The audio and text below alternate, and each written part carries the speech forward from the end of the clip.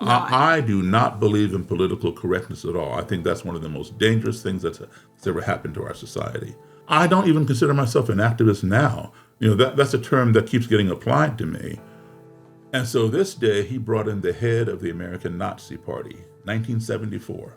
And he pointed at me and pointed at my friend and said, "We're going to ship you back to Africa." And then he went like this, "And all you Jews out there, you're going back to Israel." He warned me. He said, "Daryl, don't fool with Roger Kelly. He will kill you." He'd take my Bible and look at it. But every time I'd reach down to get a cassette or the Bible, the Nighthawk would reach up to his gun. His job is to protect himself and his boss. My job is to protect myself and my secretary, right? So I came up there, hit the table. I'm looking right into his eyes. Now, I didn't say one word to him. My eyes were talking to him loud and clear. My eyes were saying to him, "What did you just do?"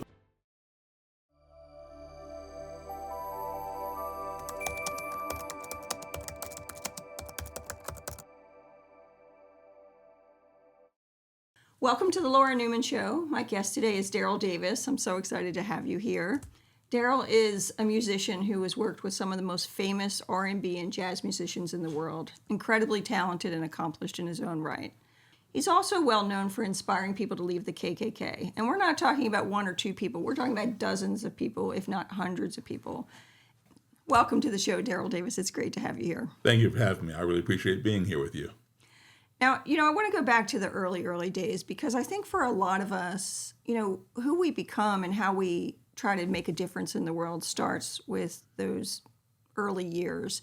And not just how our parents raised us, but also the experiences that we had a chance to have. And for you, that was an unusual childhood. You were born in the United States. Correct, Chicago. But your parents, when you were just a young child, moved all over the world. My dad, Moscow in Russia, Australia, Jamaica, Ghana, Ethiopia, Guinea, Senegal, Jamaica, and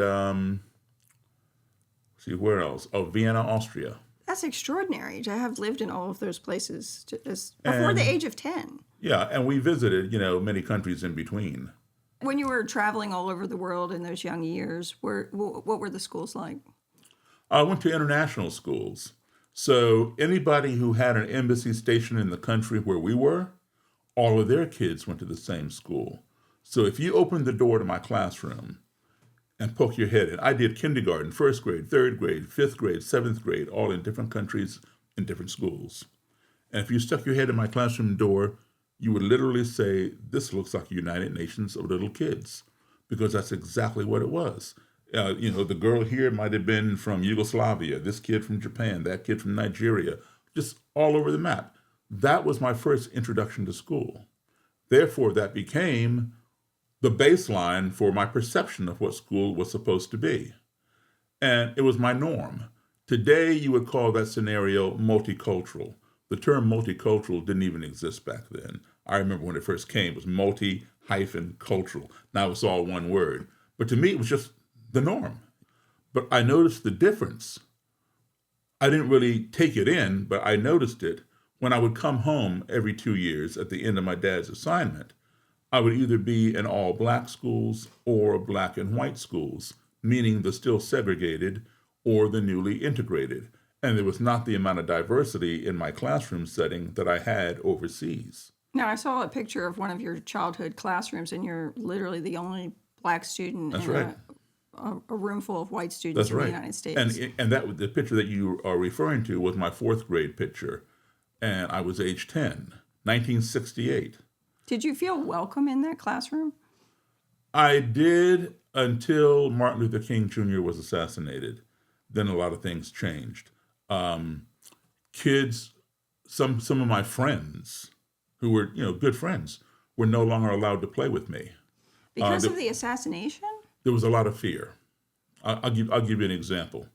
So this is 1968. Now, let me back up, and then I'll get to that, so you'll understand why I didn't see things the way everybody else saw them. On one of my father's home assignments, he requested a year back here in the States, so he would work, stateside for a year because he wanted to complete his master's degree, at Boston University. So we're in Massachusetts. And that was the picture that you saw, age 10, fourth grade. I was one of two black kids in the entire school, me in fourth grade and a little black girl in second grade. So at that time, all of my friends were white kids. We all got along, no problem. I played with a lot of them. There were a couple who may have been standoffish. I wasn't quite sure why at the time, found out later. But when Martin Luther King was assassinated, a lot of things changed. And prior to his assassination, if I went over to one of my white friends' homes, and let's say that the little boy was having lunch, hey, Daryl, come on in. So-and-so's having lunch with me. Let me make you a sandwich. You want roast beef or ham or whatever. And I would have lunch with this kid. And if the kid came to my house, same deal. If I'm eating lunch, my mom invites the kid in and give him whatever I'm having. And that was just the norm. And then we'd run off to go play. Now things have changed. I go to some of my friends' homes, and they were the mom would answer the door. Oh, I'm sorry, Daryl. So-and-so can't come out to play today. So and, or he's having lunch right now, and not invite me in. Why would the assassination of Martin Luther King change that, though? Wouldn't that make people want to understand more instead of less? Well, some people, yes. Okay. But what happened when Dr. King was assassinated? Every major city in this country burned to the ground. I was in one of them. I grew up in Baltimore City. And I remember it. You remember it, okay? I was 3. So you were 3. I was 10. I was young, but I do remember Baltimore City burning. I mean, I was a mile from where literally the city was on fire. People were getting killed. People were getting shot and hurt. A lot of destruction, burning down of buildings, violence, all in the name of this thing called racism. So it wasn't the assassination that scared people as much as the reaction, the rightful reaction, the outrage to that happening. Yeah, and I think people just didn't know where to go, what to do. We'd never seen a riot in this country like that. We hadn't? Is that true? Well, that's interesting. If you go back to the Tulsa race riots, okay, but those things were not televised. That's true. We had television now. Yeah, and those things were shoved under the carpet, right, as well. Okay, so we saw a lot of this happening, and people went into a panic. They didn't know what to do, what direction to go. All they knew is that the coming together of these two kinds of people had to be split back up in their minds. Okay, because this was causing unrest. Interesting. Right? It was the and access. People didn't trust each other. There was this access to information that had never happened before. I never thought of it like that. It's true. The television gave us all information that we wouldn't have had before the 1950s. And also depending upon how it was disseminated. Now, today you have channels that are not news, but more opinion. There's a lot more opinion these days than news, if you ask me. But exactly. But I think back then, when we had the Walter Cronkites and Chet Huntleys and David Brinkleys and Barbara Walters, where you got the news and you form your own decision as to which way you want to go. So we lived in a duplex about 8 miles outside of Boston. The schools in Boston in 1968 were horrible. I didn't know that. Yes. I went to public school in Boston when we first came back, not too far from BU, Boston University, right? Because we got a place there. My father rented a place. Yeah, that's my question for you. Did your parents move into a neighborhood that was predominantly white that led to being at a predominantly white school, or were you bused, or was there an intentional effort to segregate? It was a predominantly white neighborhood. Okay. In 1968, I was in fourth grade in a Boston public school. The kids were still learning. I'm not joking, Laura. The kids were still learning their ABCs in fourth grade. Oh, my goodness. Okay? Now, I thought that was funny because I knew my ABCs since kindergarten, right? And so I told my parents about it thinking they'd get a kick out of it too. Well, they didn't get a kick out of it. Like, we're out of here, right? So, next thing you know, we're only there for a few weeks and we moved to Belmont. Oh, is that how you got there? That's how we got interesting. there. So they were looking for a better school system. Absolutely. Interesting. And so that's what, we ended up in Belmont, 8 miles outside of Boston. And it doesn't sound like you felt unwelcome in the neighborhood initially. No, I didn't feel unwelcome. So, there were a couple people who were a little standoffish kids. Not as And, friendly. they got that from their parents. But everybody else was welcoming. Kids invited me to join the Cub Scouts. And I was, for many of them, probably for all of them, I was their first black friend. All right. And like I said, I would go to their homes. They'd come to my homes. Parents were nice to me, all that kind of thing. Growing up in this neighborhood in a suburb of Boston, you're in this school where you largely feel welcome, but clearly stand out. But part of being part of the community and feeling welcome is joining the Cub Scouts for you. So you're in the Cub Scouts, and I think this is such... I was the only black scout anywhere in the area. You were the only black scout. So Yeah. there were 2 black students in the school, but you were the only black Right. scout. A little girl in second grade and me. Did you feel like you were welcome in the Scouts? Yeah, I knew I was welcome in the Scouts. Everybody was great. And in fact, we had this parade with other organizations, Girl Scouts, Brownies, Boy Scouts, 4-H Club, and whatever else was going on. My den mother let me carry the American flag in the parade. And I'm the only, and I'm not thinking I'm the only black scout here. I mean, that just didn't occur to me. I'm just having fun with my fellow scouts, Somebody else carried the Massachusetts flag or our troop flag or whatever else. I got to carry the American flag. And nobody bothered us. People were waving and cheering and smiling. And suddenly, at some point in the parade route, I got hit with something. And I turned to see where it was coming from, and somebody was throwing something else at me. There were bottles, soda pop cans, small pebbles, rocks, debris from the street. And not everybody, just a small group of people off to my right. That just And breaks my heart, though. They were yelling and screaming, and I couldn't hear what they were saying because there's like a marching band, in the parade. And I was so naive to this behavior. I thought these people over here do not like the Scouts. I didn't know why they don't, maybe their kid didn't make the cut, whatever. I had every excuse but what it was. And then my troop leaders came running, all white people, and hovered over me and put their arms around me and quickly, yes, kind of moved me through the line and off to the as far away from that sidewalk as I could get. And I saw that none of my fellow scouts were getting this special protection. So I thought, what did I do? I didn't do anything to them. Why are they targeting me? And I kept asking my leaders, what's going on? Why are they doing this? What's happening? All they would do is shush me and rush me along, tell me to keep moving, everything will be fine. I kept moving. Fortunately, they didn't follow us. And when we got out of the danger, they disseminated, but they never answered my question. I had no idea what had just transpired. No clue, right? And that's a result of my not having grown up here. I would have known instantly what was going on, right? So at the end of the day, I go back, everybody goes back to the school where we all met. Well, I just want to say I love that they were trying to protect you and that they, they were there for, they wanted to support you. They wanted you to be okay. They wanted to be part of your community. I mean, you had your community wrapping their arms around you saying, this isn't okay. Well, the scout community, yeah. Right, of course, the scout community. Yeah. Because, this was a small group on the parade route. And, I can't even imagine what it must have felt like to be in that moment. And it's outrageous even to hear the story. It makes me want to cry as a mom. But I also feel this protection from people around you who wanted to make sure you were okay. And I love that.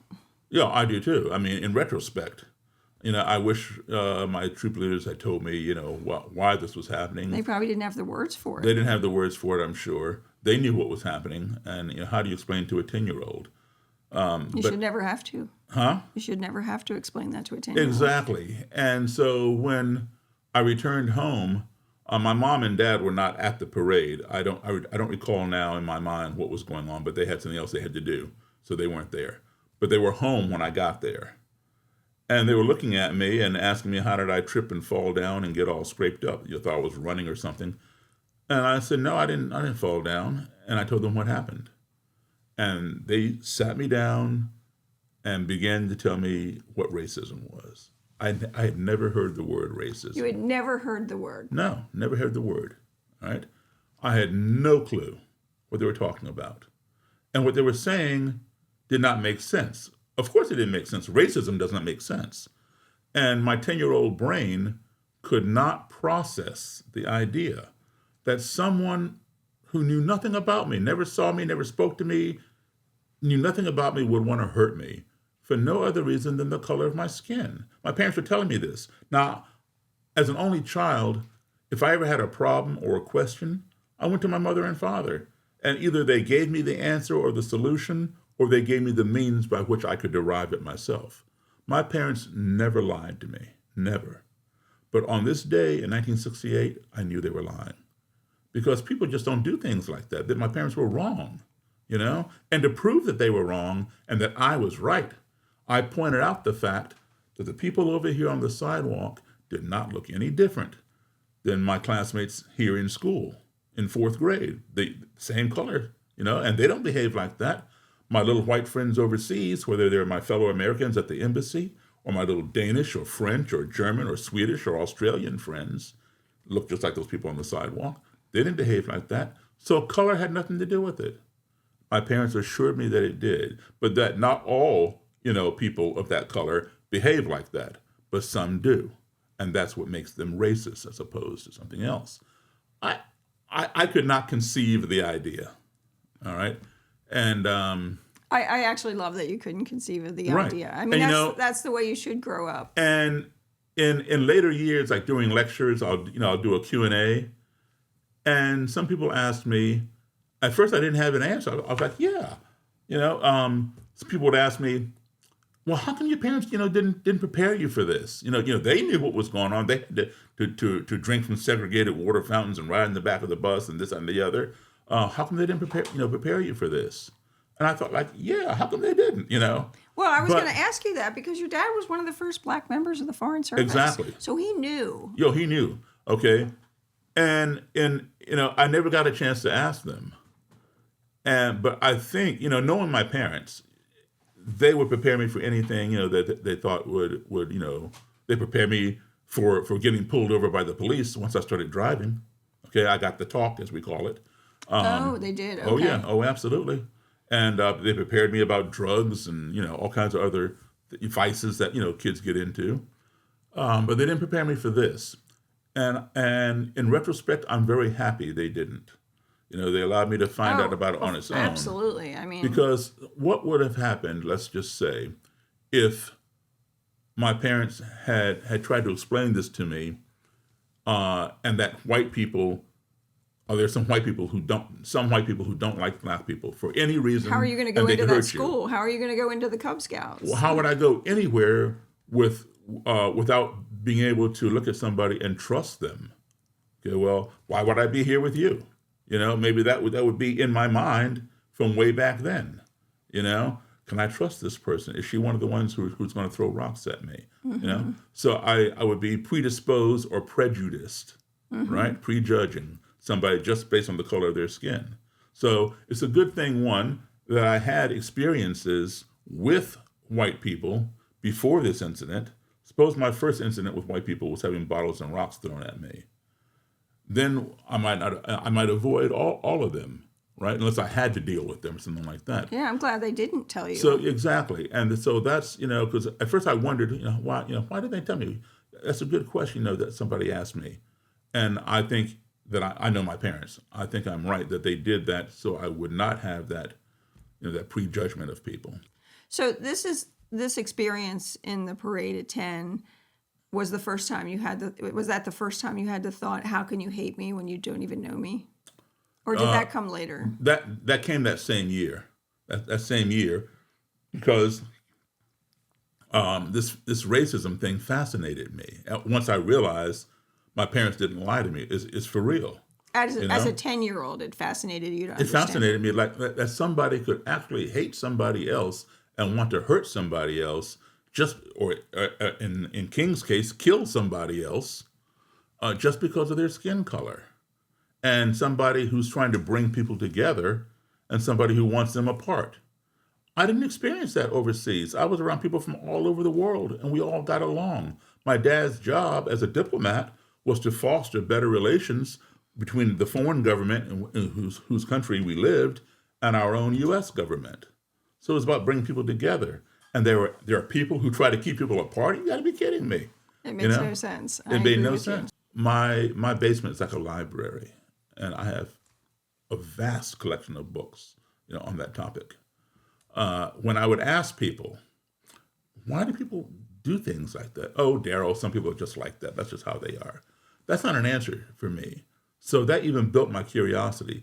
I need to sit down and talk to some of these people.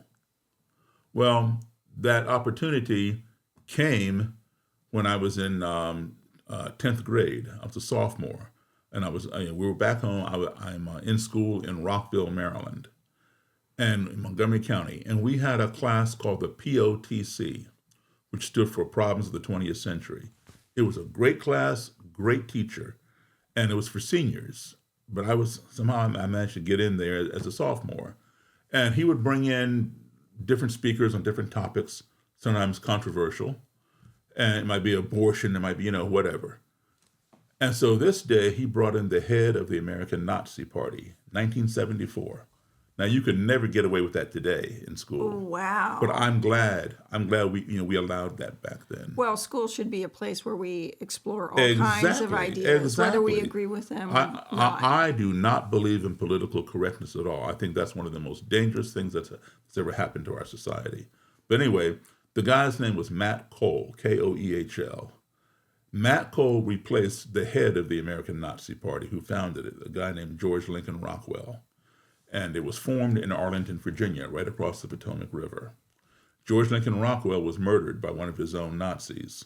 He got into an argument with this guy named John Poulter, and John Poulter killed him right there on Wilson Boulevard in Arlington. Oh, my goodness. Yeah. The headquarters, the building is still there. They had a headquarters? Yeah, right there. Had the swastika flag flying right out of it, yeah. So Matt Cole was George Lincoln Rockwell's right-hand guy. So when Rockwell was murdered, Cole took over. He became the commander of the American Nazi Party. So on this day, he came to Wooten High School in Rockville with his right-hand guy, a guy named Martin Kerr. And I was in the class. There was another black guy in the class. There were more black kids in the school, but just two of us in that particular class. And Matt Cole and Martin Kerr stood at the front of the class espousing the views of white supremacy.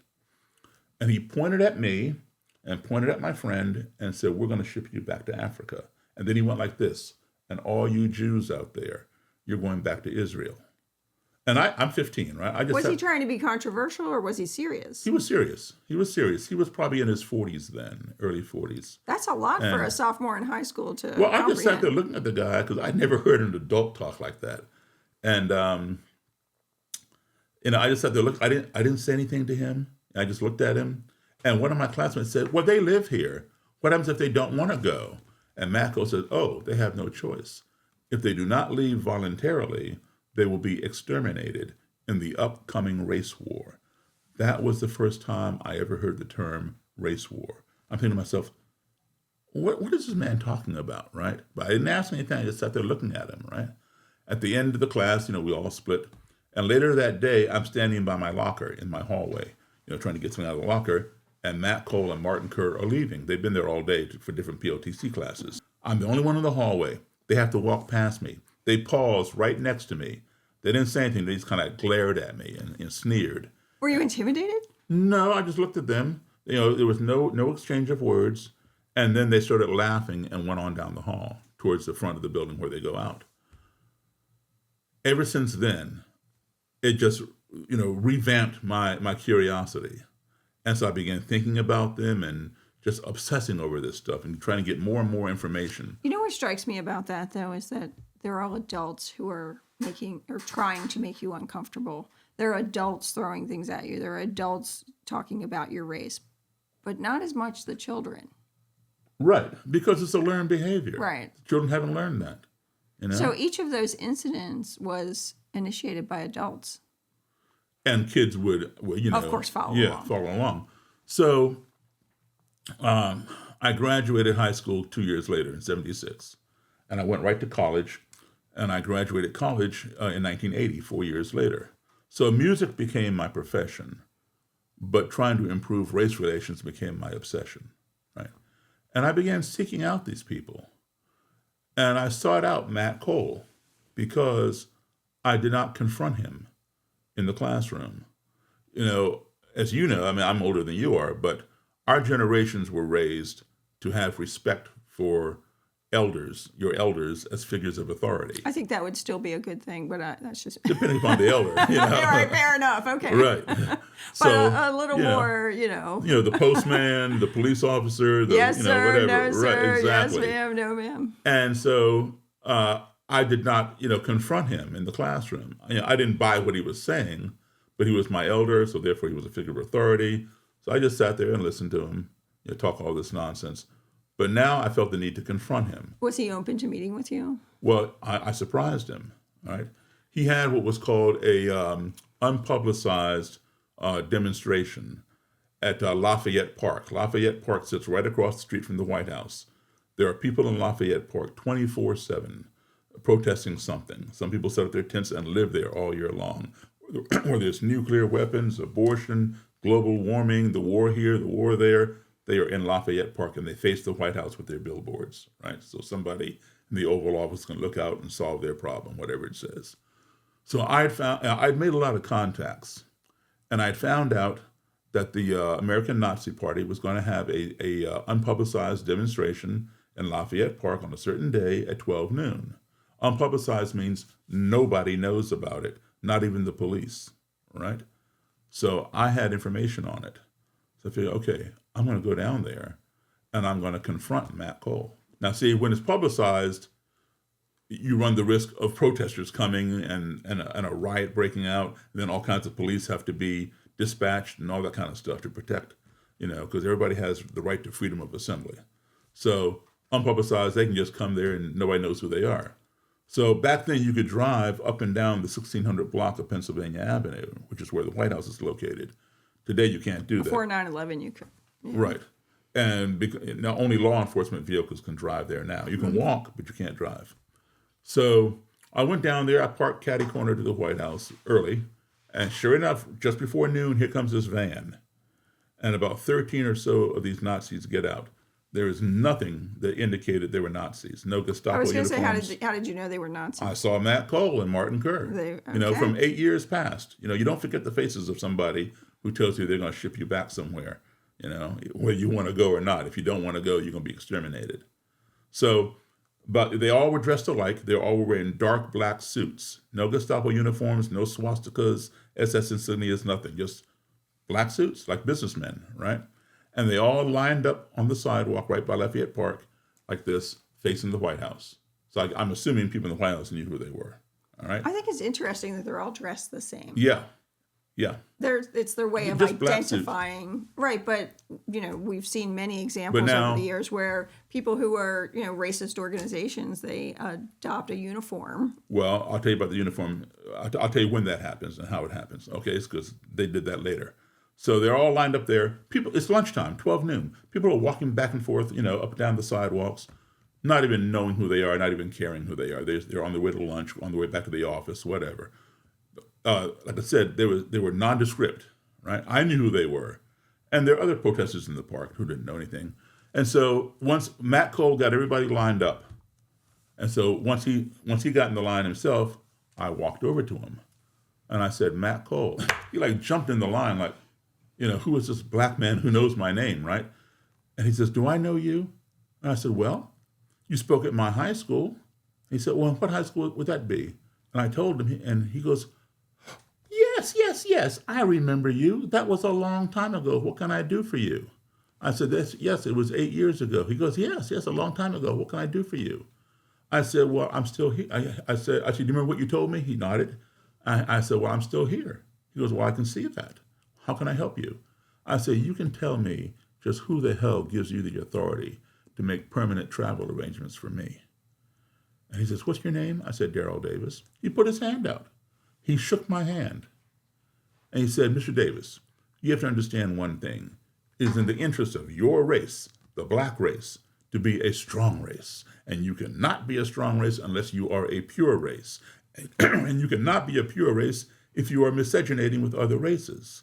It is in the interest of my race, the Aryan race, which is what he calls the white race, to also be a strong race. And we are becoming a mongrel race by miscegenating with mud races such as yours. So anybody who's non-Aryan is what's called a mud race. But he's saying if you can be a superior race as your race, and we are going to be a more superior race as our race. Is that what he's saying? He's saying that the races cannot coexist. But he said, was he opposed to the black race marrying and having families amongst the black race, as well as the white race having families? No, amongst as long as they do it as long as they do it separately. Yeah, that way it keeps the races pure. See, in his mind, there are races because he's misinformed. There's only one race. There's no such thing as races. Your DNA and my DNA is 99.9% the same, Right. regardless of what color anybody is. Okay, but see, he doesn't buy into that. You are the white race. That's the Jewish race. That's the black race. That's the Hispanic race. On and on and on. I'm really struck, though, by the fact that he shook your hand, and Yeah. he wasn't necessarily unpleasant, even No, though and we talked. you didn't care for his message. I didn't care for his message. We talked for probably 45 minutes, maybe an hour, on the sidewalk. You know what I'm struck by, though, is that on this journey that you're on, there are a lot of really nice people, a lot of good people, a lot of people who aren't treating you differently because you're a different race. But then there's always someone along the way who is, they're looking for a fight, or they want to hurt you, or they hate you because of your skin color. There are people who We have this who hate idea that because- it's like we're putting all these people together in one big Well, there's group, and the truth is they're not. there's a spectrum. Right. Okay, there are people who hate you. I mean, they just can't stand you, and they want to destroy you. They're out there. I've met them. Right, and then there are people who hate you, but they're not evil people. They're just misinformed, ignorant. Right, and then once they see that they've been misinformed, they have a choice they have to make. That's right. Do I want to continue living a lie, or do I want to live the truth and get out of this ideology that I'm in? Did you consider yourself an activist at the time?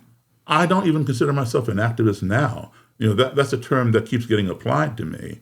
I guess you can call it activism, but to me, it's just trying to be human with somebody, I would say advocate. Advocate, yes. Advocate's You're a an good advocate. word. Right.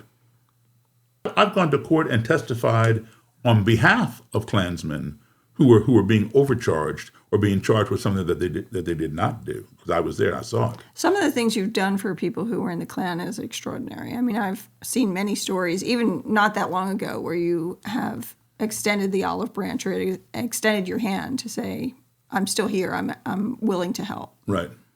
You actually joined a band that was all white. I joined a country band. I'm the black sheep of the family. Well, we played a truck stop up in a place called Frederick, Maryland, called the Silver Dollar Lounge.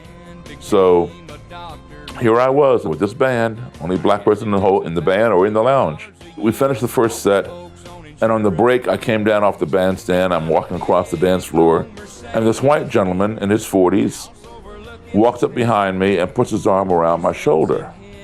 And he says, I really like your all's music. I said, thank you, I appreciate that. Shook his hand. He says, this is the first time I ever heard a black man play piano like Jerry Lee Lewis. I just said, where do you think Jerry Lee Lewis learned how to play? From black blues and boogie-woogie piano players. Oh, no, Jerry Lee invented that. I said, no, he didn't. We argued back and forth, but he wanted to buy me a drink.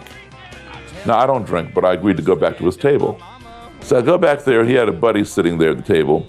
He pulls a chair around the other side, sits next to his buddy, and I sit opposite both of them. And then he says, this is the first time I ever sat down and had a drink with a black man. I asked him why, and he didn't answer me. He stared down at the tabletop. His buddy said, tell him, elbowing him in the ribs. I said, tell me, what's this big secret?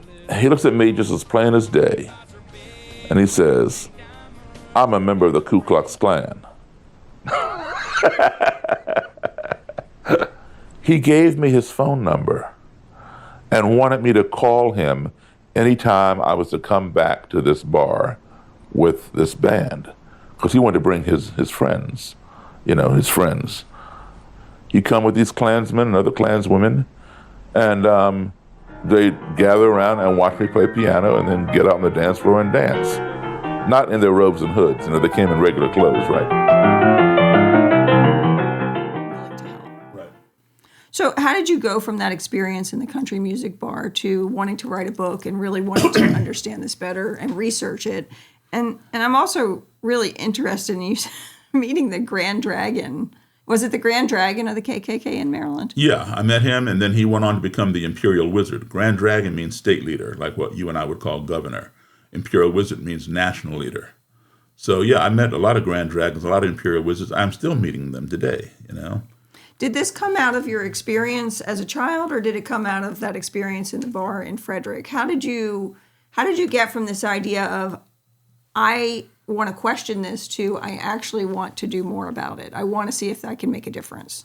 No, I never set out to convert anybody. And oftentimes in the media, when you see my name, it'll say black musician converts X number of KKK people, you know, or white supremacists or whatever they want to refer to it as.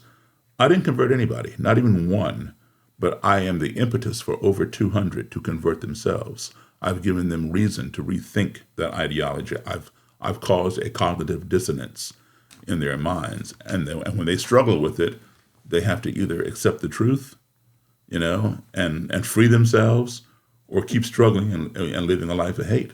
But what is it in you? This is what I'm so curious about, is that, you know, it's really easy to get to no. It's a lot harder to get to yes. So how do you get to the point where you're like, yes, I'm going to keep trying. Yes, I'm going to reach out. Yes, I'm going to try to have this conversation or extend my hand. Okay. Instead of what would have been a lot easier, which is to just go on and live your life. Yeah, that might have been easier, but that's procrastinating, because, you know, you got work to do. The problem is still going to exist tomorrow if you don't address it today. My parents went through all kinds of stuff, so I didn't have to ride in the back of the bus or drink from a separate water fountain or use a separate restroom, right? I never had to do that. Have I experienced racism? Absolutely. I still experience it, but not as bad as my parents did back in the day. But they made sure that I would have a better life than them. So isn't it only fitting that I should make a better life for people ahead of me? And I love that. But why did you believe that you could? Why did you believe you could make a difference? I wasn't trying to make a difference initially. Now it's a little different. Okay. Initially, all I wanted to know was, how can you hate me when you don't even know me? Give me the answer. Thank you very much. You go your way, I go mine, and we don't see each other again. I just wanted an answer to my question. So it started with a question. It was, exactly. I need the answer to this question. But what happened was, in the course of conversations, not overnight, but over time, I started out thinking, I'm going to write an article. I'm going to interview, you know, the head of the Klan. I'm going to write an article and submit it to maybe Reader's Digest or Life magazine. We had Life magazine back then and all that kind of thing. That was a thing. Yeah. And so I interviewed the guy, and I had too much for an article, not enough for a book. I thought, well, you know what? Maybe I should expand upon this, because no book had been written by a black author, you know, with face-to-face, in-person interviews with KKK members. And there's a very good reason for that. Well, yeah. In fact, 2 books have been written by black authors, each one detailing how he escaped a lynching, one in the 1930s and one in the 1940s, but not from the perspective of sitting down and interviewing your prospective lyncher. Well, that's what I want to do. You could suggest that it might be a dangerous endeavor. I mean, I knew it was a dangerous endeavor when I was going to do this, but my curiosity got the best of me, and it still does.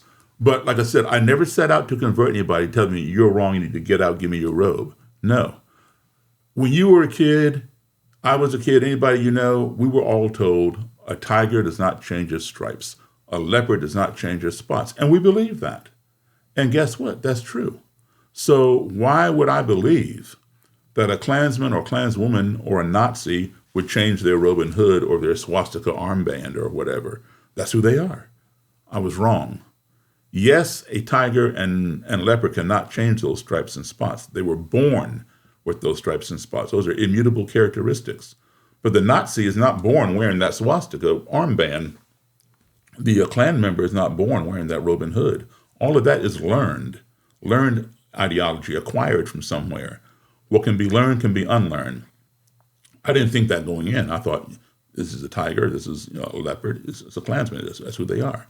But when it happened, when somebody, you know, in the course of conversation over time, when somebody quit, I thought it was a fluke.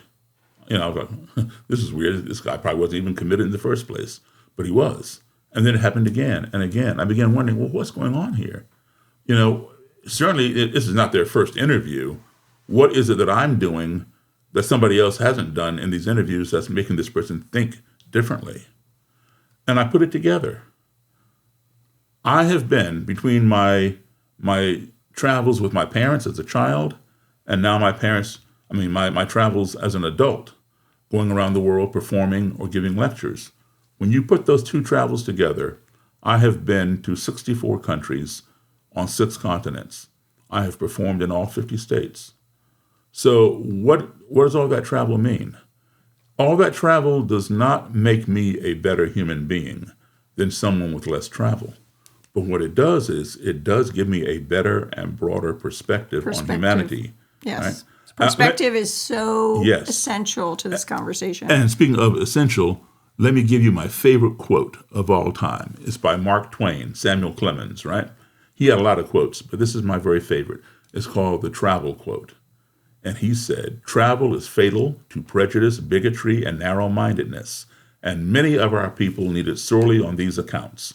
Broad, wholesome, charitable views of men and things cannot be acquired by vegetating in one little corner of the earth all one's lifetime." And that is so true. So I realize I've had a lot of experiences that these people have never had, perhaps they never will have. And even people who are not in the Klan, when I would come back from overseas and go to school here, we would be in history class, geography class, whatever. We would be studying the pyramids, the Berlin Wall, the Eiffel Tower, the Mona Lisa, all kinds of different things. I've been to all those things. I've touched the Berlin Wall. I've been inside the pyramids. I saw King Tut in his tomb in Egypt, in Cairo, before he ever went out on tour, right? Before the Smithsonian got a hold of him or whatever. I've been to the Louvre Museum. I stood 5 feet away from the Mona Lisa before that person threw liquid on her, and now they have a glass enclosure. No, I saw it up close. All right. So I began to realize that here in this country, most of the kids sitting around in my classroom, the closest they would ever get to those things that I've been to are those pictures in the textbook, because they're never going to leave. The furthest we go back, I'm talking about back in the 70s when I was in school. Okay, for summer or spring break in Montgomery County, they go down to Daytona Beach, or they go to Ocean City, right? Today, they might go to France or Costa Rica or somewhere and see something, right? But very few of them leave the country. They don't have passports. They can get them, but they don't. So your lesson from those early years was really one of perspective. Perspective, and what I learned was this. No matter how far I've traveled from our country, the U.S., right next door to Canada, right next door to Mexico, or halfway around the planet, no matter who I meet, people who don't look like me or speak my language or worship as I do or don't even worship at all, I've always concluded one thing. Every single person I've met is a human being. And every human being wants these 5 core values in their lives. Everyone wants to be loved. Everyone wants to be respected. We all want to be heard. We want to be treated fairly and truthfully. We want the same things for our family as anybody wants for their family. If we can learn to apply those 5 core values when we find ourselves in an adversarial situation with someone, it doesn't even have to be about race. It could be about anything controversial. When we find ourselves in an adversarial situation or in a culture or a society in which we are uncomfortable or unfamiliar, if you apply those 5 core values or any of those 5 values, I'll guarantee you that your navigation of that situation, that culture, that society will be much more smooth, much more productive, and much more positive.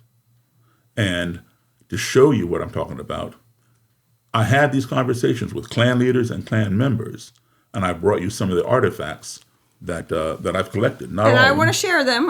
We're going to share them, but we can't lose sight of this incredible meeting that you set up as you started this journey of writing a book about your experiences.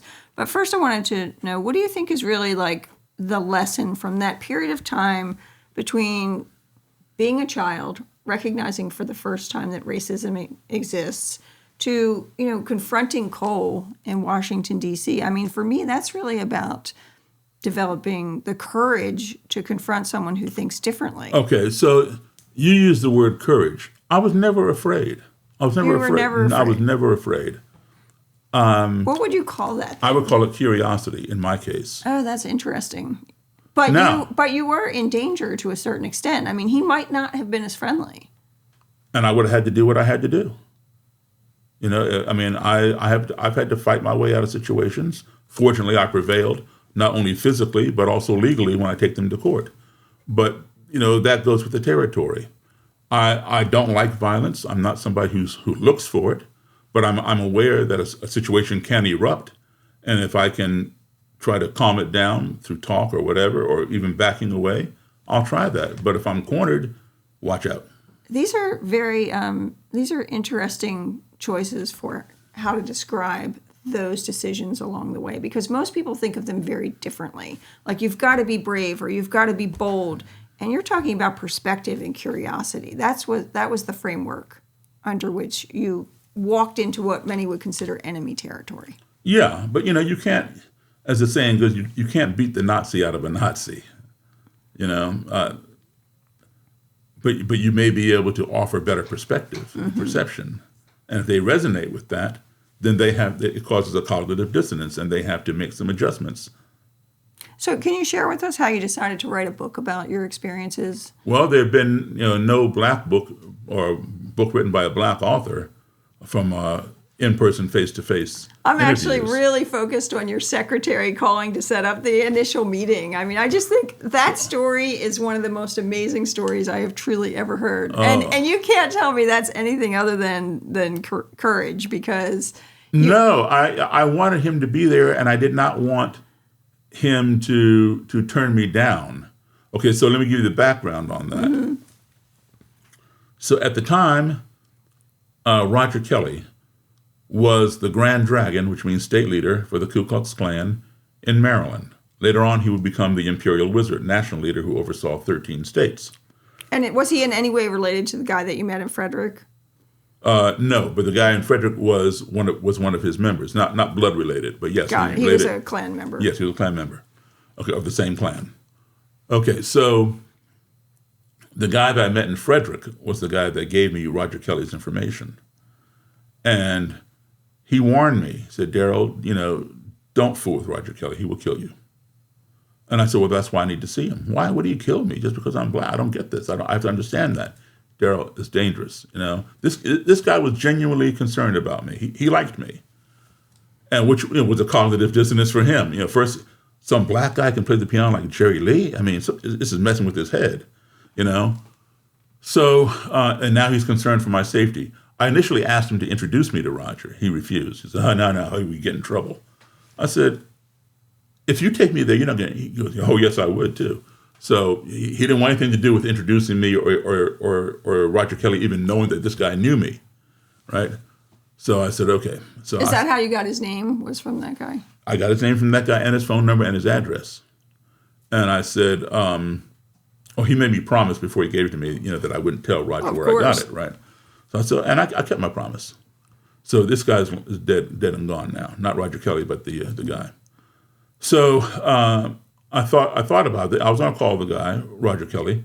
And I thought, no, you know, he might pick up in my voice that I'm black. And so I'm not talking to you, click. And my whole thing would have, you know, gone out the window before it ever got started. So Mary, my secretary, was a white lady. And I, you know, not that I care what color anybody is, but I figure, you know what, I'm going to use her. Because if she calls, he'll know by her voice, this is an older white woman at the end of the line. He's not going to think she works for a black man, especially a black man who's writing a book on the Klan, because they didn't exist. So that might up my chances that he would agree to do the interview. I told her, do not tell him that I'm black. If he asks, don't lie to him, but don't give him reason to ask.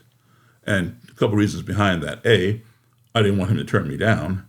And B, if he knew that I was black and still agreed to do the interview, he might have different answers prepared for a black interviewer than he would have for a white interviewer.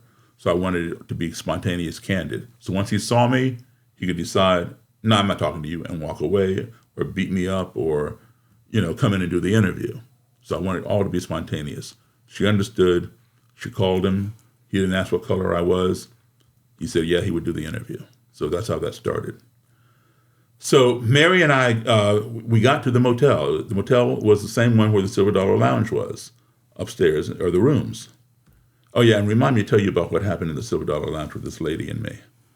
And anyway, so Mary and I got there several hours early because they'll send out scouts to check out what's going on before they bring their leader. Oh, so you knew that, so you got there I early know enough the that whole no one would rundown. see you Yeah. walk in. I mean, like I said, I have all these books.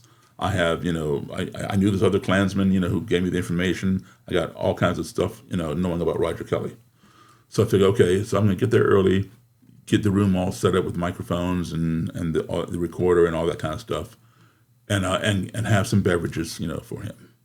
So I'd never been I never, I didn't know the layout of the rooms. So we got the room several hours early. That way, in case anybody was hanging out in the lobby checking to see, who this Daryl Davis guy was, they wouldn't know. I had Mary go in and get the room. So then I gave her money. I sent her down the hall, get soda pop out of the vending machine, put it in the ice bucket, put the ice in there, get it all cold. She set it on the dresser. And then the way the room is, if you're standing in the hallway looking through the door into the room, you cannot see who's in the room. You have to come into the room, go to your right, and go around the corner, and the room is back here. So you have the bathroom's right here, but the room is back here behind this wall.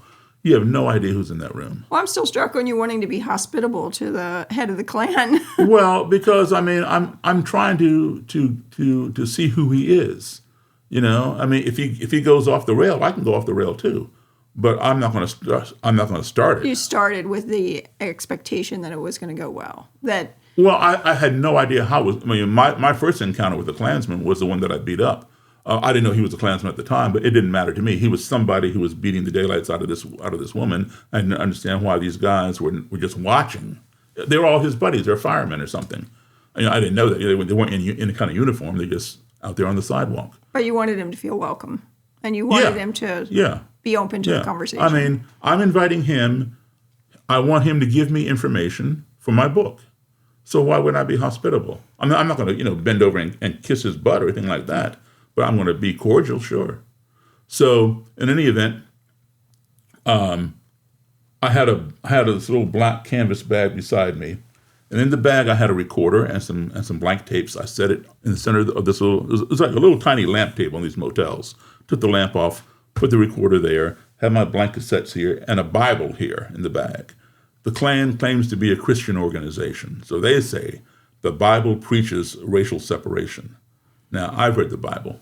I didn't see that in there. I didn't see that in there. So I went, okay, Mr. Kelly, please show me chapter and verse in this King James Bible where it says blacks and whites must be separate. So I'm all prepared, right? Right on time. It was 5:15. I remember that on a Sunday afternoon. Mary hops up, runs around the corner, and opens the door. I'm seated back here at my little table, and I had a chair on this side and a chair on that side for Mr. Kelly. And so Mary opens the door, and in walks what is known as the Grand Nighthawk. Nighthawk in Klan terminology means bodyguard. Grand means state level. So a Nighthawk is the bodyguard. Grand Nighthawk is the bodyguard for the Grand Dragon. Imperial Nighthawk is the bodyguard for the Imperial Wizard. So Imperial, national level, Grand, state level. In walks the Grand Nighthawk.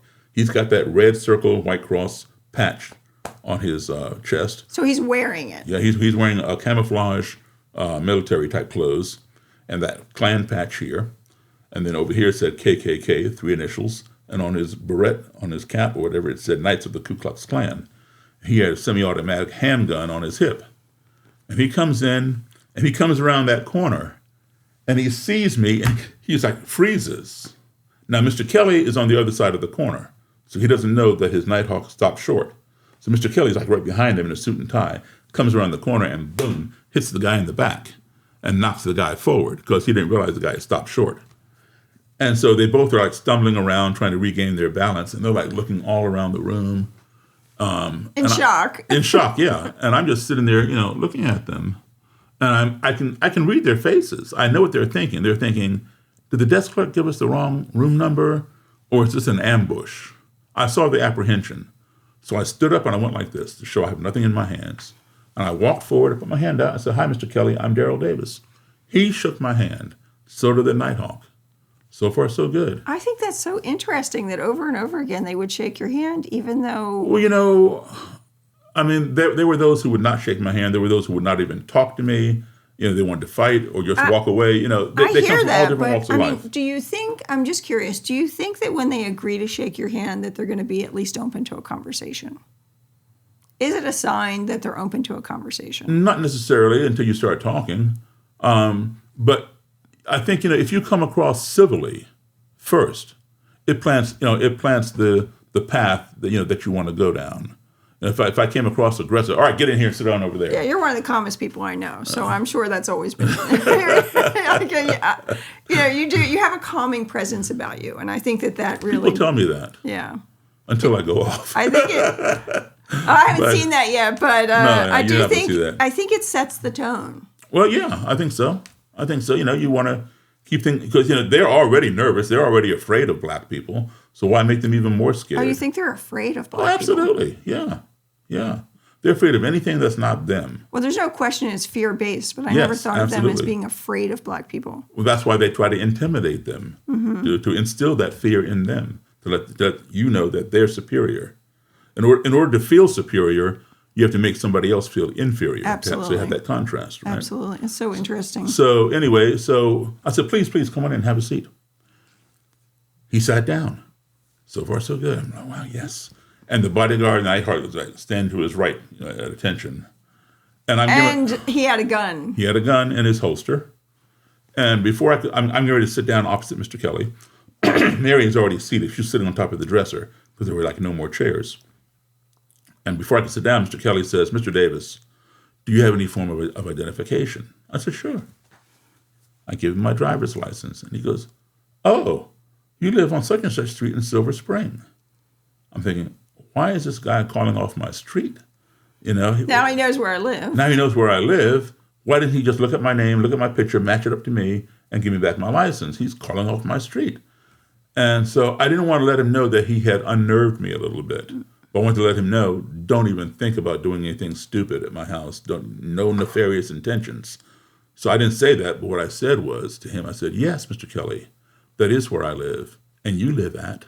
And I named his house number and his street. And that way he knew I knew where he lived.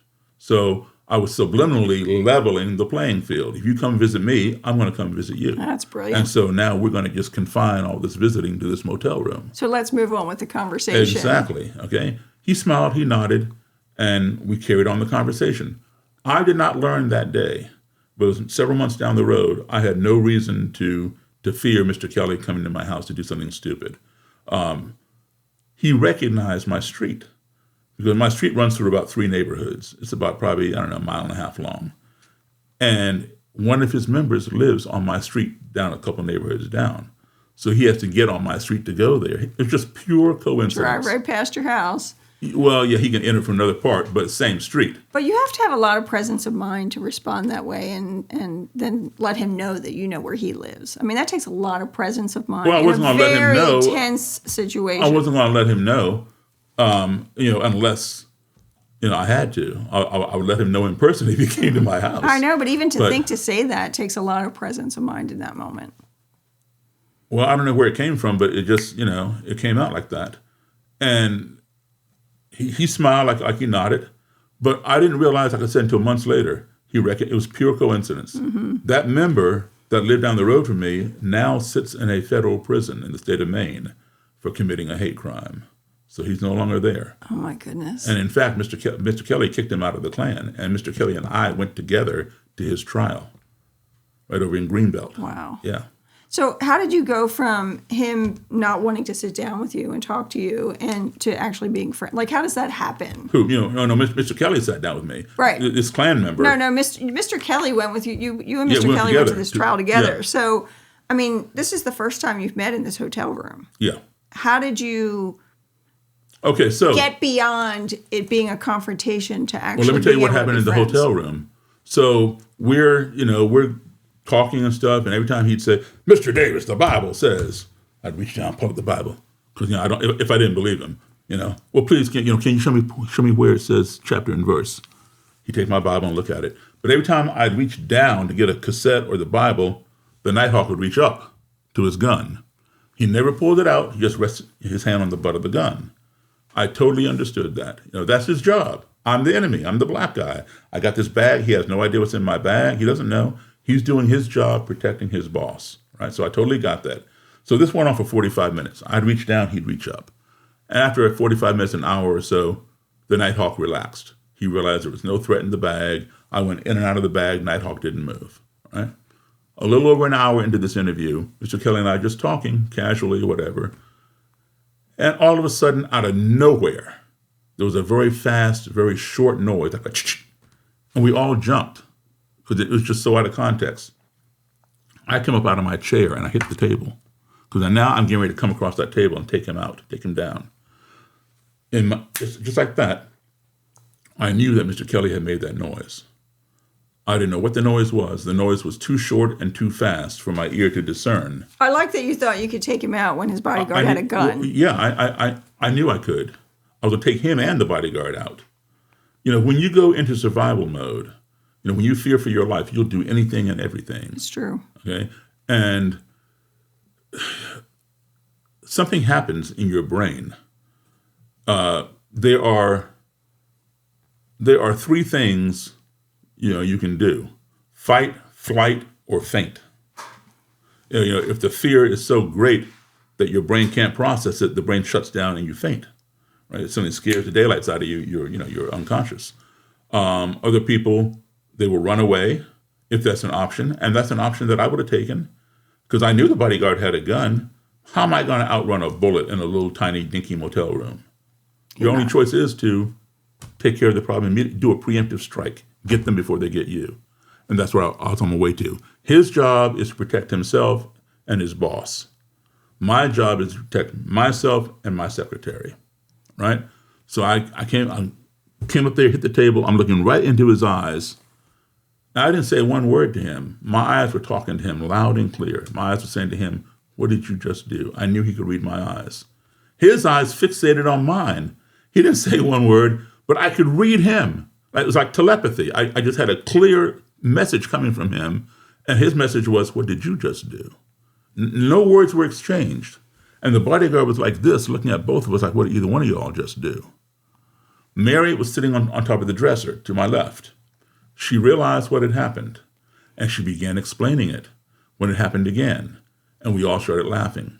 The ice and the soda in this cans of soda in the bucket next to her had begun melting, and the cans were falling down the ice.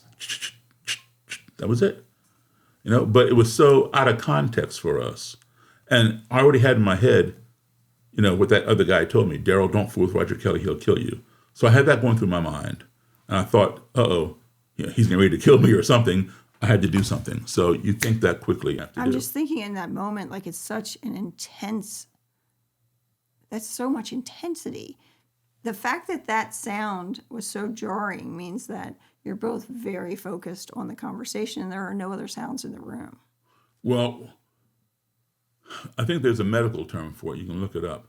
But when somebody senses a danger, all your senses come together and you have clarity of everything. You can see better, you can hear better, you can focus better. Because now you go into that animal instinct, where it's self-survival. You have to do whatever you got to do. And everything just comes together to help you survive. Until the ice bucket. Right. The ice in the bucket And melts. then we all began laughing. So it's hard enough to picture a black man and a Klansman sitting together in a motel room, let alone laughing together, but that's what happened. But there was a lesson taught in that moment. I won't say it was learned in that moment. The learning will come later.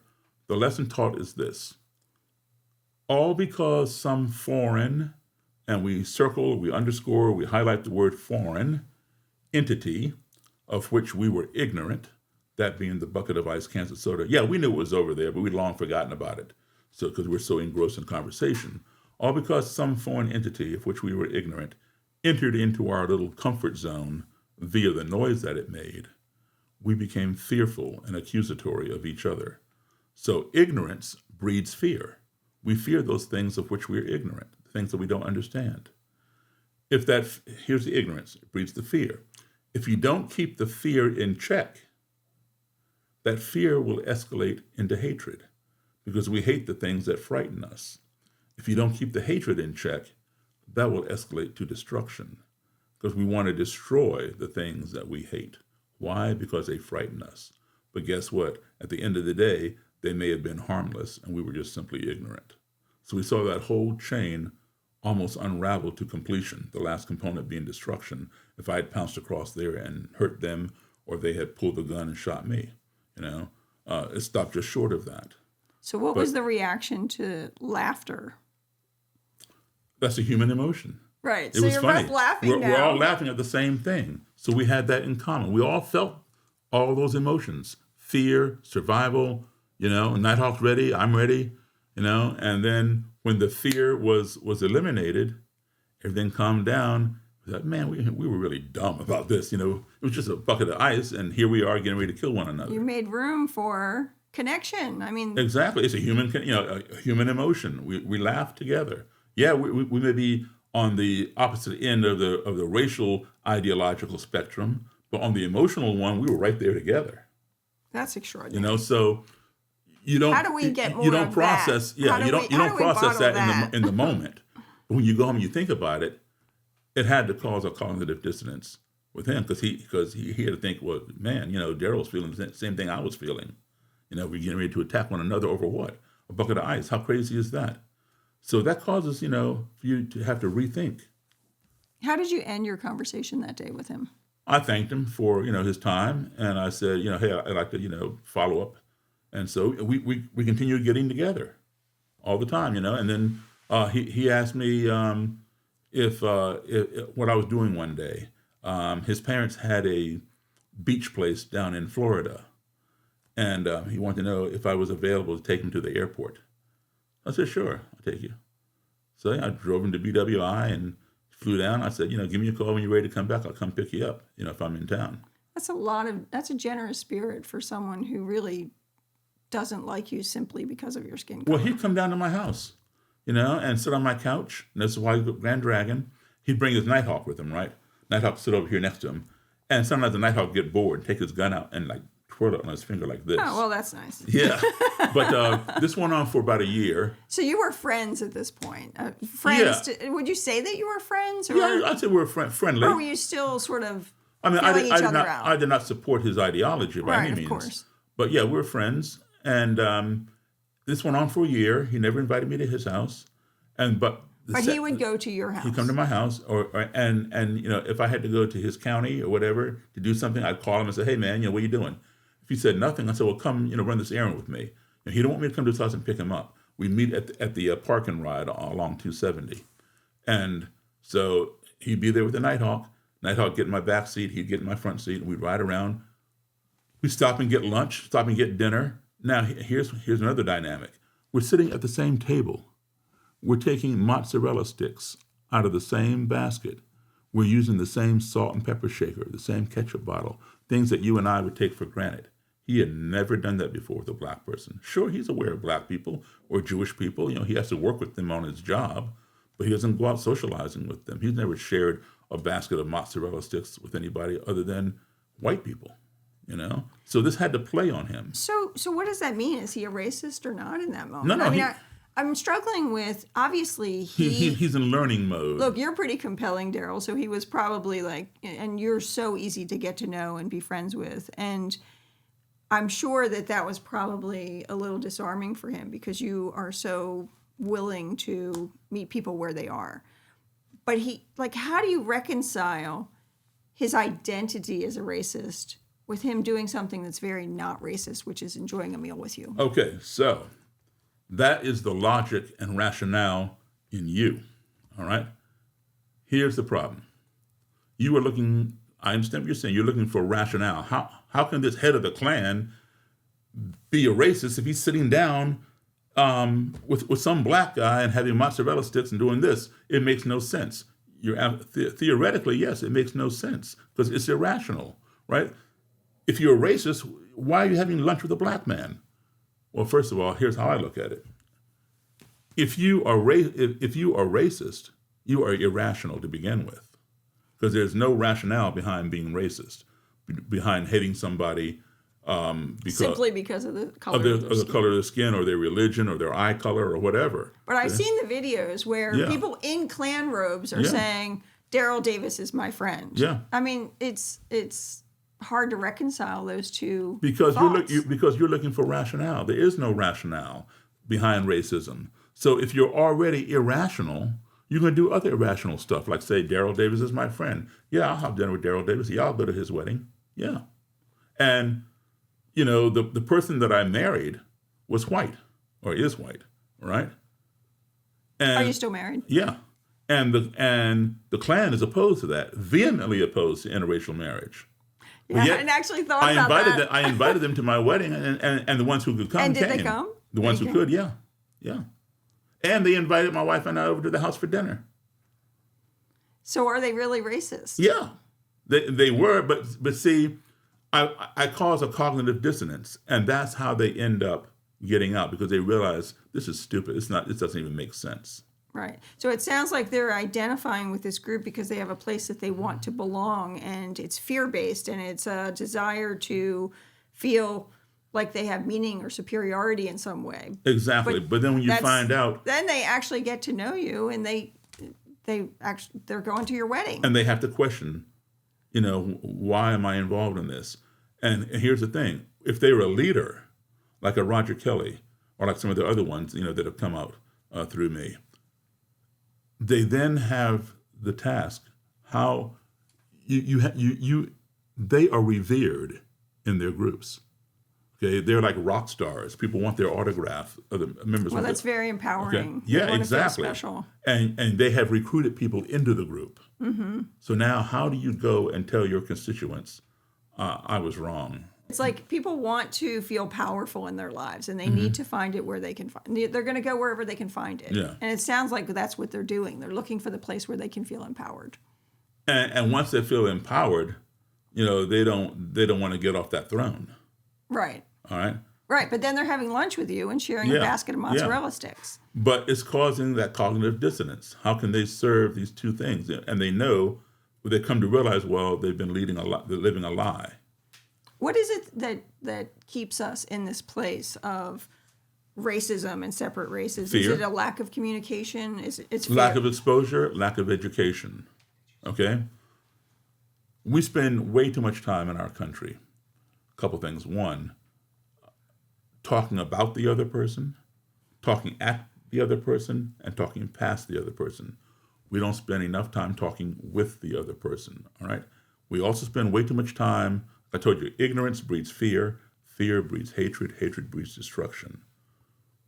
We don't go to the source. We go to the symptom. We spend a lot of time addressing the destruction. That's a waste of time. What's been destroyed is not coming back. It's gone. All right? So why we keep addressing this? It's a symptom. Forget about it. Forget about the hatred. Don't address it. It's another symptom. Forget about the fear. Another symptom, a byproduct. Go to the nucleus, the root cause. That's the ignorance. If you cure the ignorance, then there's nothing to fear. How do you cure that, though? I'm going to tell you. If you cure the ignorance, there's nothing to fear. With nothing to fear, there's nothing to hate. With nothing to hate, there's nothing to get mad about and destroy. Let me give you, okay, hold that question in case I forget it. How do you cure the ignorance? All right, now, this goes to adults as well as little kids. I've spoken to little kids in elementary schools too, right? And sometimes, of course, I tone it down, for their lectures and stuff. But so you have all these little desks, 5, 6 rows back. I stand at the front of the class, and I'm talking to them, and just out of the blue, say, hey, there's a snake under your chair. Not only the kid that I'm pointing to under her feet or whatever, but all the kids in the room, 5 rows back, scream and throw their legs up in the air as though the snake might be under their chair too. Just the idea of a snake being under somebody's chair causes mass panic. That's why you don't yell fire in a crowded theater, right? You cause mass panic. So just that idea caused all these little kids to scream and throw their legs and arms up in the air as though there was a snake there, right? And then they realize there's no snake there. And I say, why are you all screaming and acting all like this? Oh, I'm afraid of snakes. There's your fear. Or someone else will say, I hate snakes. There's your hatred. I ask, why are you afraid of snakes? Why do you hate snakes? Oh, well, they're slimy. They're poisonous. There's your ignorance. If you ever touch the snake, it's not slimy. It's dry. It may look slimy because it's shiny or something, but it's dry, right? Not all snakes are They poisonous. still feel a little strange. Yeah, but, But snakes they're not are dry. slimy, you're right. So they're not, there's your ignorance, and not all snakes are poisonous. So there's your ignorance. So you hear the ignorance, you hear the fear, you hear the hatred. And so I say, okay, well, obviously I'm just making a joke. There's no snake under your chair. But let me ask you a question. What would you want me to do if there really was a snake under your chair? You know what they say? Kill it. There's your destruction. That's coming out of a little kid's mouth. Kill it. They don't say take it outside. No, they say kill it. The fear is that great. The hatred is that great. That's what they've learned. Well, that's what they feel, what they learn, whatever. Yeah. No, snakes are I bad. mean, kids aren't born afraid of snakes. No, but they get it from somewhere. Right. So adults, same thing. Ignorance breeds fear, fear breeds hatred, hatred breeds destruction, thus the killing of the snake. So I say forget about the destruction. It's a symptom. Forget about the hatred. Forget about the fear. Focus on the root cause, which is ignorance. Ignorance can be cured. Ignorance is cured by education and exposure. And if you cure the ignorance, then you have nothing to fear, because we fear those things which we don't understand, those things of which we are ignorant. You went to a lot of Klan rallies over the years. Did you ever feel afraid at any of them? Did you ever feel like you were in danger? No, I felt hatred. I felt some people not wanting me there, and I knew, things could go awry, but they wouldn't. Because if I go to one where I'm invited by an imperial wizard or grand dragon, there's a chain of command. If they were to do anything that went against him inviting me or whatever, they would be in big trouble. That's interesting. Yeah, it's a paramilitary type operation. So they were willing to follow the leader. They have to. Even if They have to. didn't want to. Yeah, they have to. That's a lot of hierarchy. Yeah, and that's why those people feel powerful. We have that hierarchy in so many parts of our society. We have it in government. We have it in the mafia. It's like it's in the military. It's like everywhere. Why do we have that? Like, why is there such a focus on that structure? I guess it just keeps people in line. It keeps them in line for certain purposes. Even in gangs, I mean, there's a structure. Yeah. I think that's interesting. I've never thought about it that way before. See, I grew up in a family that was We have it tied to the mafia, and there was like a hierarchy in the mafia. We have it in scouts. You start with the bear, the wolf, the cub, the bear, the eagle, and so forth. That's so interesting. Do you think that's still true, that hierarchy is really governing society? It depends upon who's running the hierarchy, and I kind of question that in our country today. Do you think social media is changing that? In terms of hierarchy? Mm-hmm, because now everybody has information. The playing field is being leveled. No, I don't think so. Social media might change somebody's individual persona, but it's a lot harder to change a culture than it is to change a person. Mm-hmm. So there's still that cultural thing. Certain neighborhoods get better treatment than others. And do you think what do you think do you think that's primarily motivated out of money, or do you think it's motivated out of race? Both. Both. Why? And you don't see it so much anymore because cigarettes are not advertised so much anymore. Mm-hmm. But back 30 years ago, which is recent, you'd find all kinds of billboards for smoke cool menthol or this, that, or the other, or drink Jack Daniels or whatever in the bus stops. Posters on the bus stops. I remember. In black neighborhoods, you wouldn't see that in the white neighborhoods. Yeah, I do remember that in East Baltimore.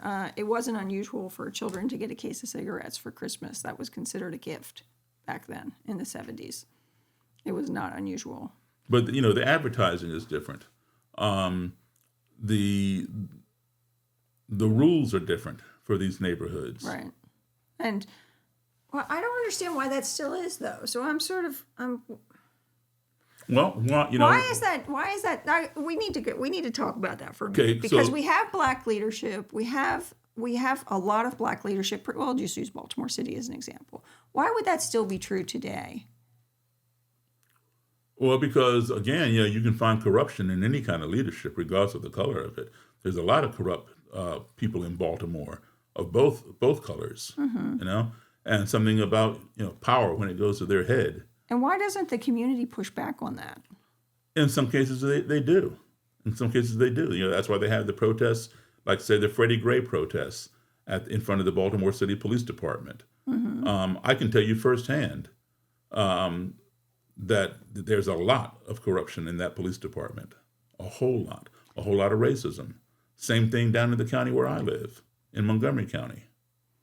There's just the optimist in me When that you- always believes it can change and it can When get you better. have a, you know what the FOP is? Fraternal Order of Police, Exactly. the union, right? Yeah. When you have a police department that has the FOP and then the black FOP in the same department, what does that tell you? What is that? Well, it's because the black cops are not getting the same treatment as the white cops. They're not? No. So that's Today? why You think that's true today? I know it is. Yeah. They don't get the same benefits, the same pay, the same opportunities. It's not as obvious, but yes, that's true. That's interesting. And same thing with women. It's the same thing with women, Yeah, well, whether tell they're you white stories. or black women. Yeah, I could tell you stories. I mean, I was often the only female in the room. I had a conversation with someone yesterday where they're like, being a female, for example, in tech startups, which is where I was, is helpful because people remember you. You want to be memorable. I was like, that's true. It can make you memorable, but it doesn't necessarily mean you're an equal. Mm-hmm. I want to be treated as an equal. Right. We all do. Right. Exactly. And that's fundamentally where the disconnect is. But when you approach equality to somebody who thinks they're on top, in their mind, you're bringing them down. I get that. Yeah. So what is it about your personality, about your experience, about your perspective, about how you were raised by two loving parents that made you believe that this was all something that was possible, something that you could do? My parents always told me, whether it was possible or not, they always told me that I could be anything I want to be. They never told me, don't even think about except for a musician. Don't even think They about weren't too getting into big on that. that. Right. Well, they wanted a paycheck. I mean, they would tell me I could have been president if I wanted to, and I would have believed them. Not that it might have been possible back in the day, but they would not have discouraged me. I think that's critical. That goes back to the parents. That's very inspiring, actually. I just think that Now, I'll tell every you- child needs that. Like if we had that for every child, maybe. Let me tell you, when I came back to stay, my parents wanted me to do junior or high school and junior high school all in the same place. And so my dad took a home assignment from the State Department. And it was a phenomenon to me that all my classmates here had known each other since kindergarten. I didn't know anybody for more than 2 years, right? But they'd gone to school for 8, 9 years. And to me, that was mind-blowing. And they couldn't get over that I changed schools every 2 years, right?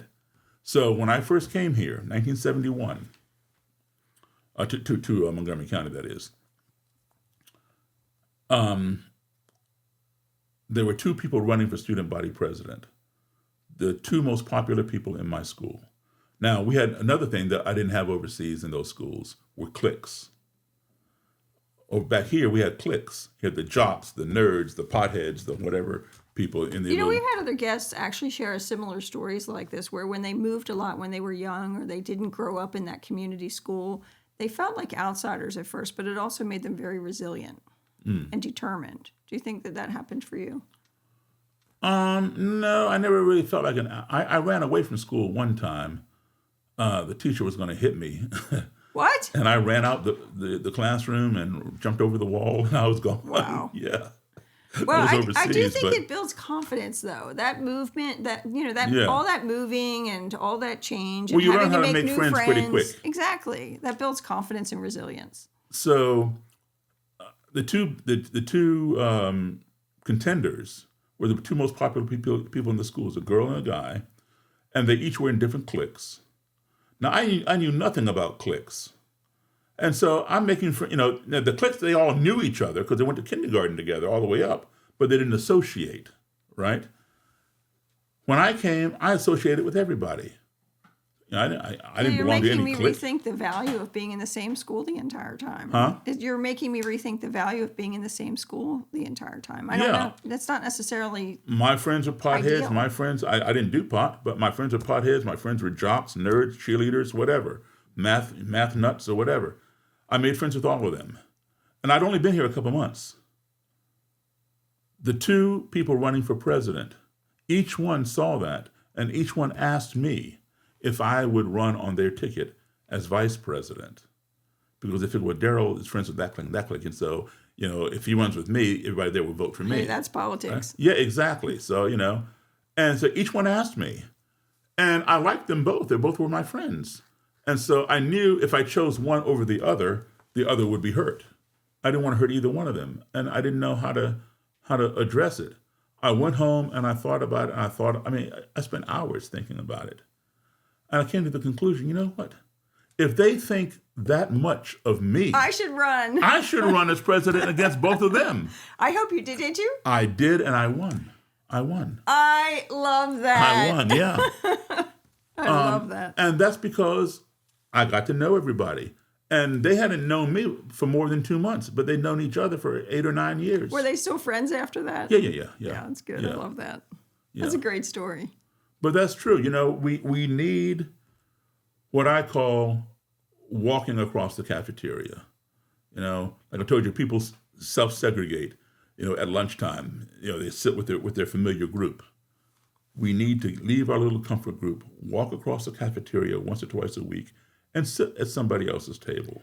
You know what? I think that is the most profound statement that you can make. And I'll tell you why. I went on college visits recently with one of my children, and I went to one prestigious school as well as, the local schools, the state schools, over and over again. I heard it didn't matter the school. Ivy League, not Ivy League, state school, small private school. There was so much discussion about finding your affinity group. Finding the group that you identify with, your tribe, right, that we talked about earlier.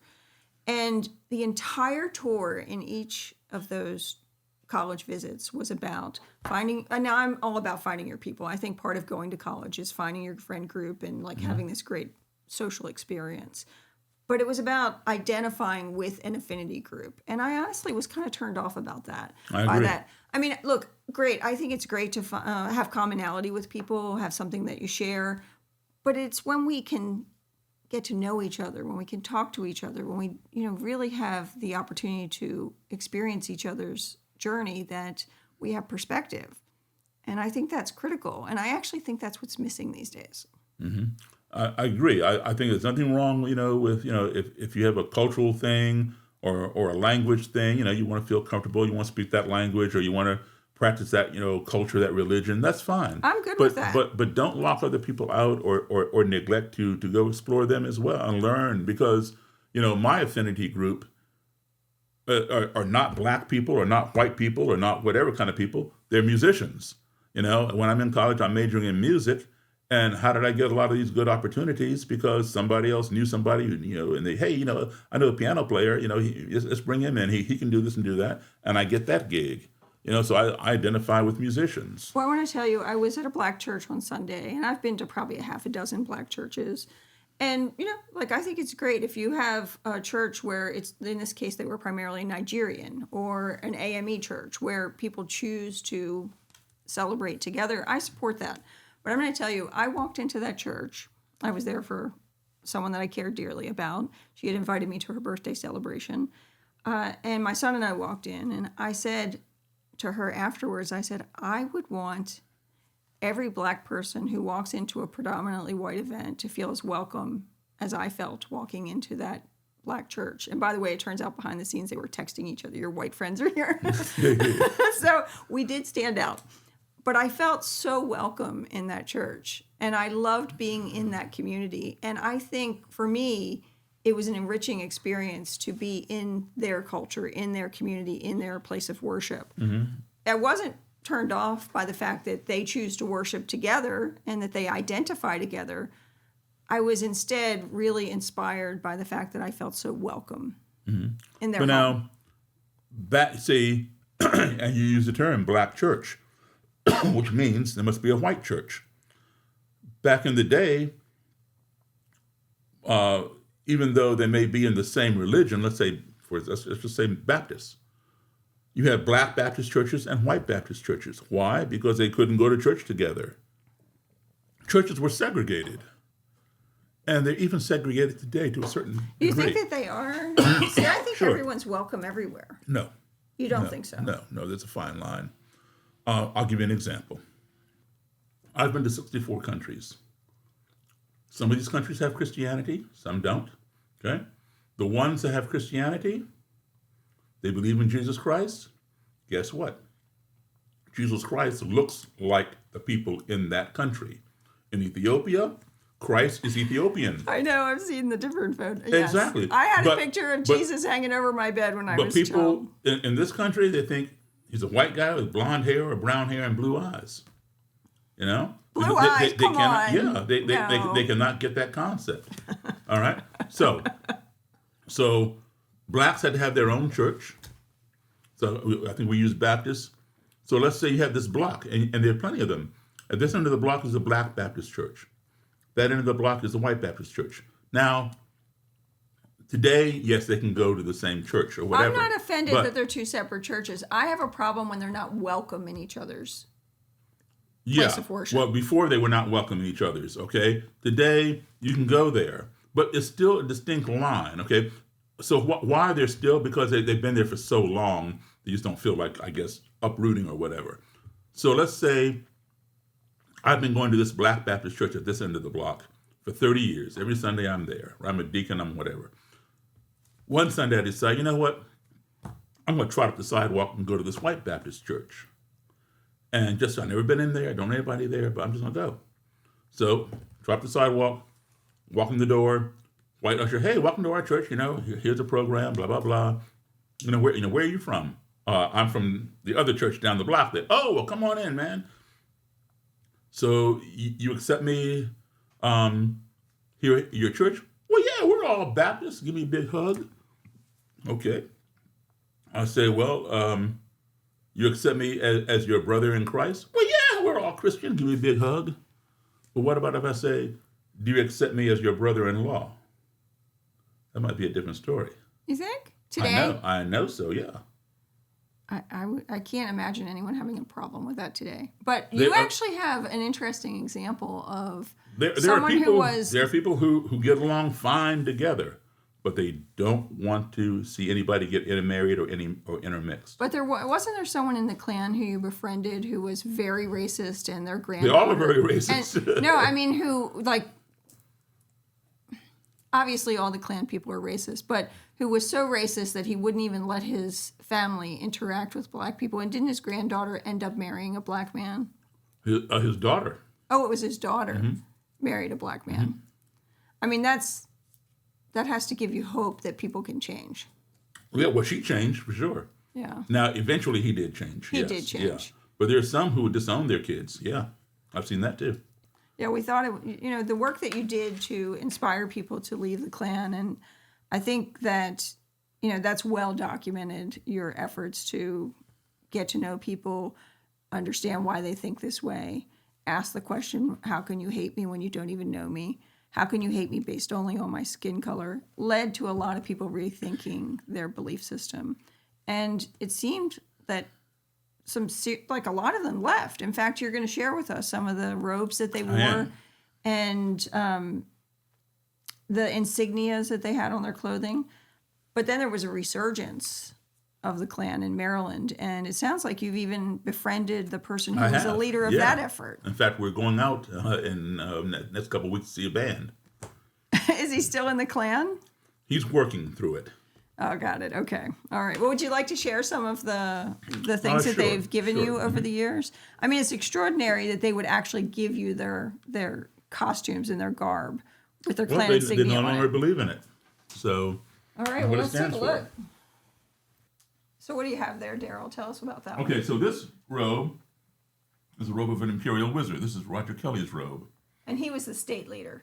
He was a state leader as a Grand Dragon, but then he became Imperial Wizard. Then he became the head of the entire country? Yeah, for all the states in which he had chapters. Got it. Okay, so this right here is called the Klan blood drop emblem. Red circle, white cross, and a blood drop in the center.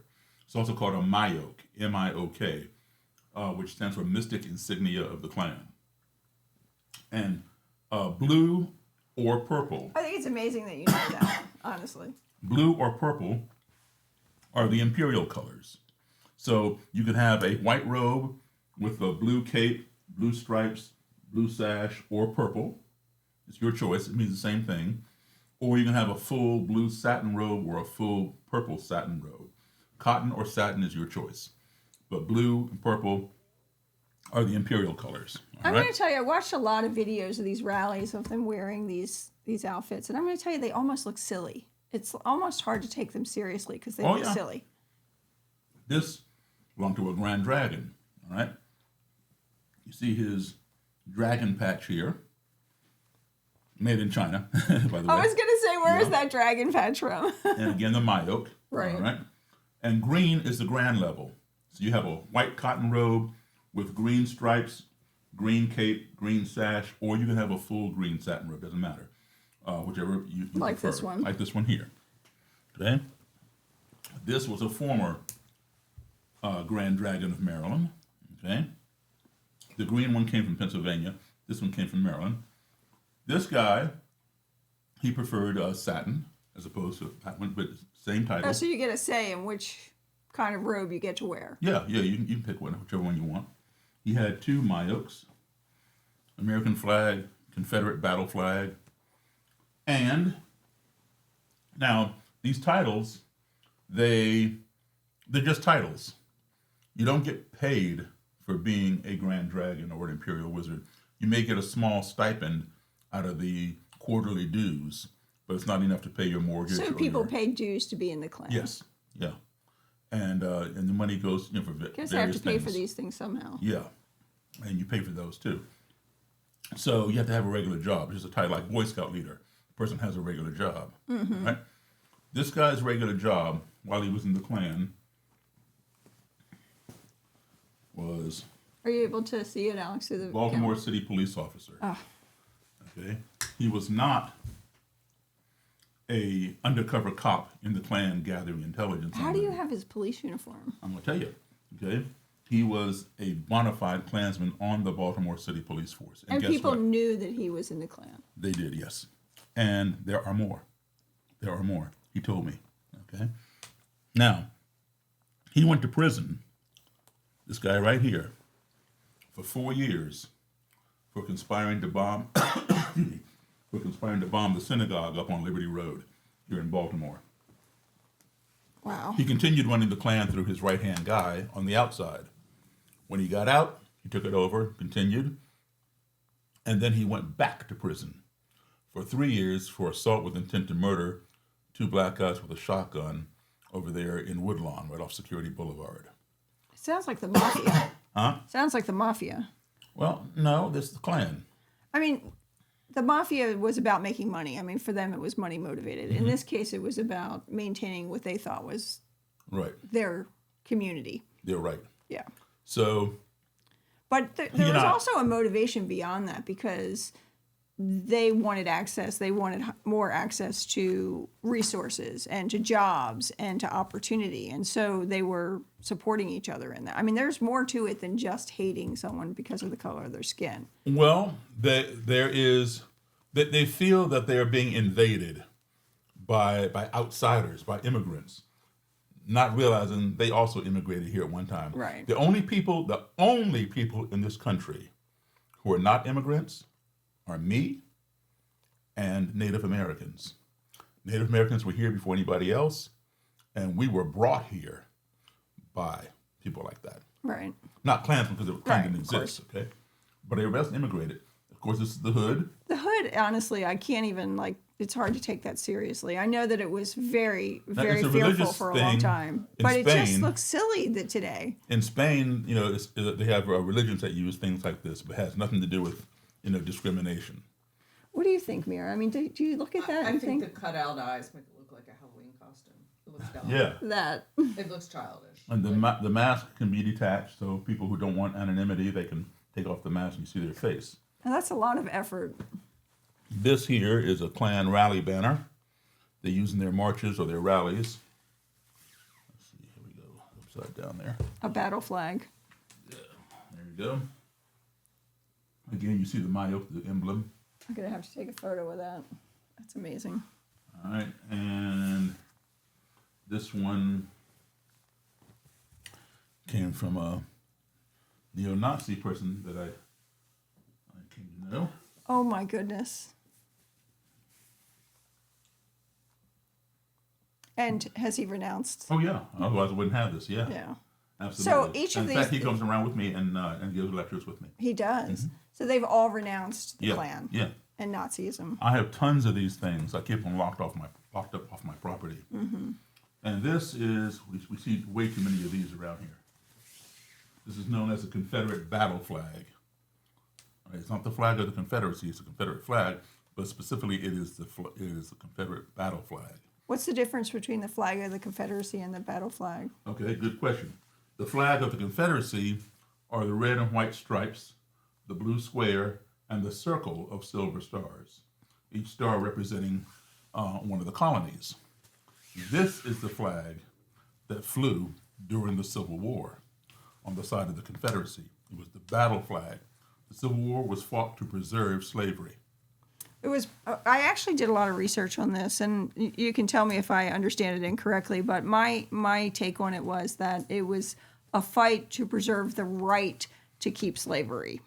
They weren't saying I'm opposed to slavery. What they were saying is I have a right to decide whether I continue with slavery or not. That's how it's framed in the South. They're the documents I read from the southern states. Well, there you go, Southern states, Yeah. like I said. It's all southern states. The No, bottom. I wanted to understand the perspective from the southern states because we knew that the northern states were in favor of abolishing slavery. But I was curious to know what the frame of mind was for this argument that they had that slavery should continue. And they weren't actually saying, based on what I read and understand from the interpretation, they weren't actually saying, oh, we're opposed to slavery. They were saying, I want the right to decide if I can continue with slavery, that I can have enslaved people. That's a facade. Agreed. But I Okay. just thought that was interesting that they were trying to make a distinction without a difference. It's nonsense because, like I said, in the North, they say, yes, the Civil War was fought over slavery, plain and simple. And that's true. Very straightforward. In the South, no. The Civil War was fought over states' rights. Right. Yes, the right to own a slave. They're trying to sell you a bunch of nonsense because they had no intentions of getting rid of slaves. They were making too much money. All right? What do you ultimately want to be known for? I mean, you've had this incredible life, devoted parents, you've lived all over the world, you've traveled all over the world.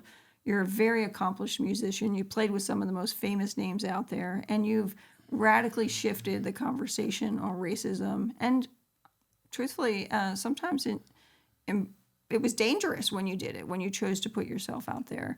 But you kept doing it in a way that was bold and courageous. At the end of this journey, what do you want people to remember most about you? That every single person counts. Yes, there is strength in numbers. Yes, there is a strength in groups, a block of groups. But every individual, there's also strength. I'm a rock and roll piano player. I'm not a sociologist or psychologist. But if I can achieve things like this, we all can do things.